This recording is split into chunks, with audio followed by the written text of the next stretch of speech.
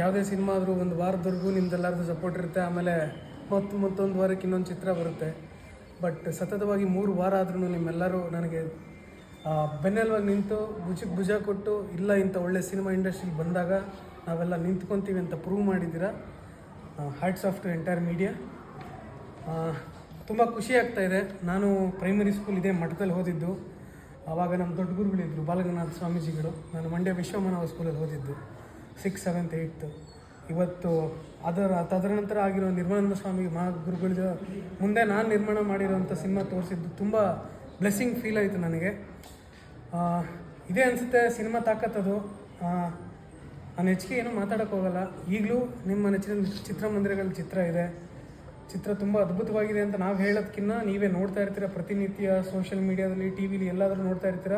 ಈ ಚಿತ್ರಕ್ಕೆ ಒಂದಾದರೂ ನೆಗೆಟಿವ್ ರಿವ್ಯೂಸ್ ಬಂದಿರೋ ತುಂಬ ಬೆರಳಿಕೆ ಅಷ್ಟು ಬಂದಿರುತ್ತೆ ಅಷ್ಟೇ.